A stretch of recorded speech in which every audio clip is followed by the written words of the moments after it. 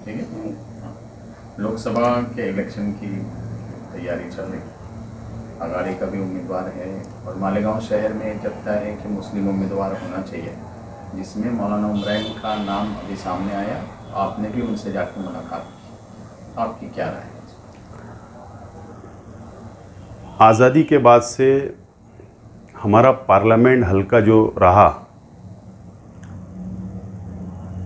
2009 तक, वो एसटी रहा, यानी कोई भी आदिवासी भाई यहाँ से चुन कर गया हमेशा। और 2009 में धुलिया लोकसभा हल्का बना और जनरल कैटेगरी का बना। मुझको आज निहाल अहमद साहब की याद आ रही है, आज मुझको शेख रशीद साहब की याद आ रही है। अगर ये दोनों लीडरान अगर आज शहर में हमारे बीच होते, हयात होते, तो यकीनी तौर पर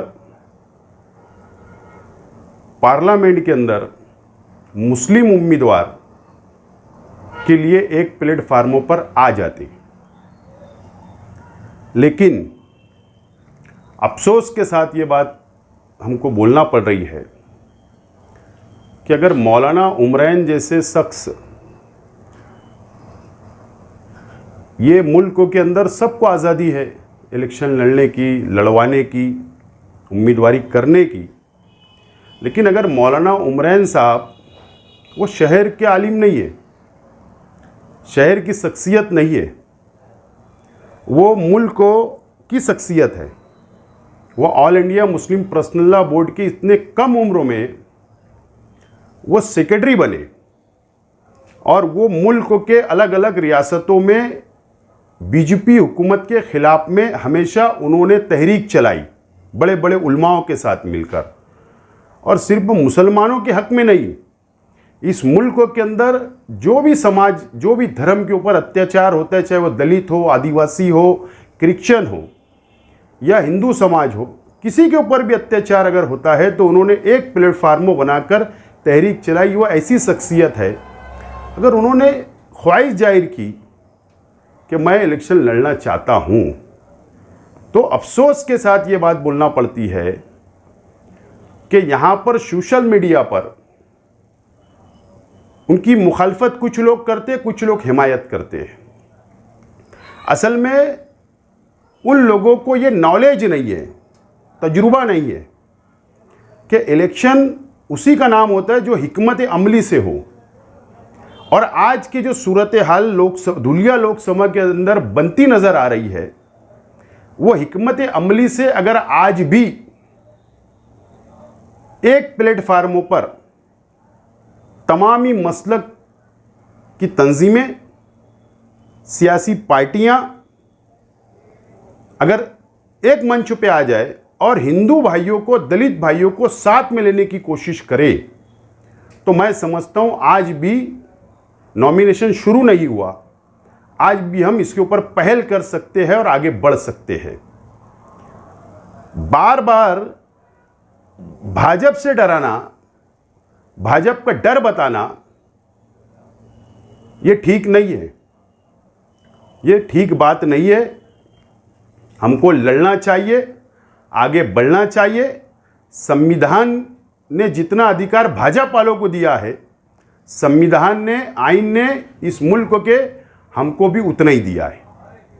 लेकिन ये शहर के अंदर जाति मुफाद बहुत हावी होता है, जाति मुफाद के ऊपर सियासत की जाती है, इज्तिमाई तौर पर समाज का, कौम का कोई भला नहीं सोचता। ये अफसोस है। मैं तो शरद पवार राष्ट्रवादी कांग्रेस पार्टी का सदर हूं, उसके बावजूद भी अगर मौलाना उमरैन साहब मैदान में आते हैं तो मैंने ये कहा था कि मैं तमाम ही मेरे वर्करों को साथ लेकर मैं फैसला करूंगा। लेकिन शराइत यह है कि सेकुलर पार्टी होना चाहिए। कोई भी धर्म के नाम पर जो पार्टी पैदा हुई है या राजकारण करती है वो नहीं होना चाहिए। मेरा साफ तौर पर अटी है, शराइत है। इस तरीके की बात मौलाना उमरैन साहब के पास मैंने रख चुका हूं।